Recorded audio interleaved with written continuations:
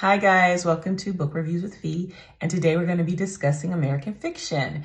And American fiction is the story of a frustrated author, professor who finds himself in some tough financial situations.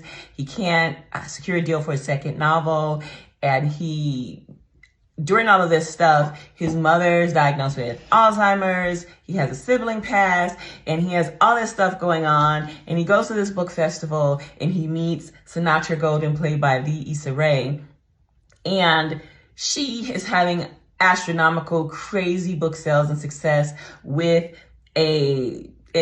what Monk finds a very insulting, stereotypical, laden with, racial tropes book called We Lives in the Ghetto. And at this festival, they ask her to read an excerpt, and it is the worst kind of dialect, I know people refer to it as African-American vernacular now, but it sounds like Ebonics, the worst version of Ebonics ever. And so just as to prove his point, Thelonious writes the most outlandish, crazy, filled with racial stereotypes, bunch of cussing, fatherless children, just craziness. And he submits it to his agent, who's just like, what is this? And he's like, yeah, submit it to him. They want something different, submit this to him, and let's see what they say. Because he's trying to prove, hey, I'm the creme de la creme, and y'all settling for these bologna sandwiches, so let me give you some fried bologna with the edges all, curled up and stuff, right?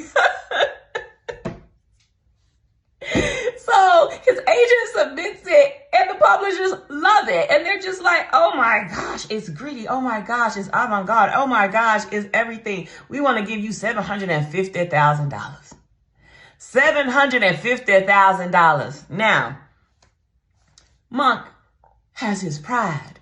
His name is Thelonious. He comes from a family of doctors, although he's a doctor, not a medical doctor.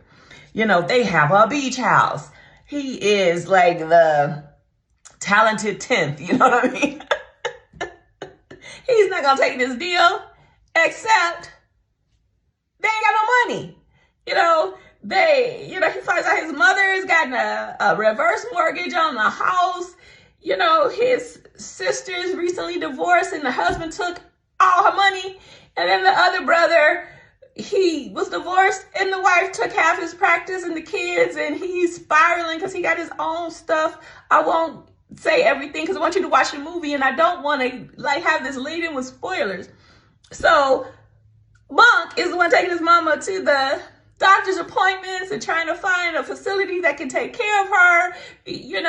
She gets lost on the beach and he has to find her with the neighbors. It's all this stuff that really challenges who you think you are and reveals that everyone has a price, right?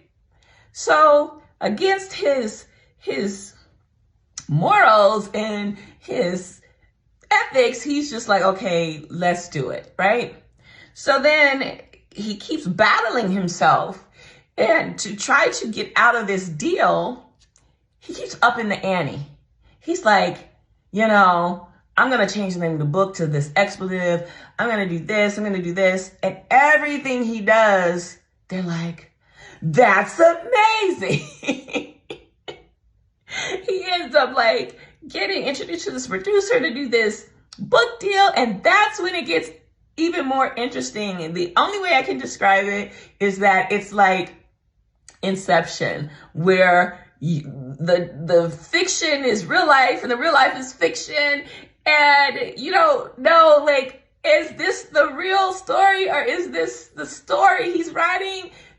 So that, I really, really liked it. Okay, can you tell? Can you tell? Just a little bit. But but I will say it also shows the craziness of the appetite for Black stories, especially, since the George Floyd thing, there was all this diversity push, and now those DEI programs are becoming, they're getting phased out. There's all this content for Black creatives, and that's getting phased out. And it's the appetite is for the trauma. The appetite is for the dysfunction. The appetite is for, like, you know, the violence and all of these tropes that exist around the African American experience.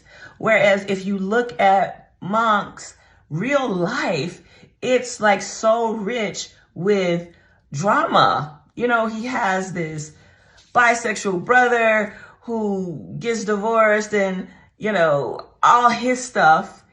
And then you have, you know, his sister who has to go through a metal detector because she's providing health care for women at an abortion clinic.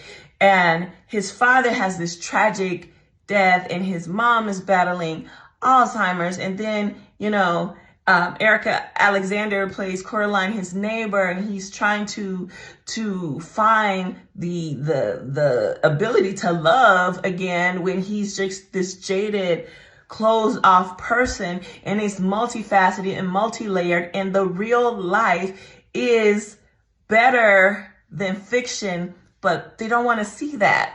And that's so perfectly illustrated when there's like this alternative ending provided where the lovers, you know, have this big, beautiful love story under the moon on the beach, yada, yada, yada. But the director's like, nah, we don't want that. You know what I'm saying? And I know it's not making any sense because you're like, what director? What's going on? You gotta watch it. You gotta watch it. It's Inception. So you don't know what's the truth and what's the story and what's reality. And that is what happens when you have an appetite for tropes and people don't tell the truth, which is a beautiful story.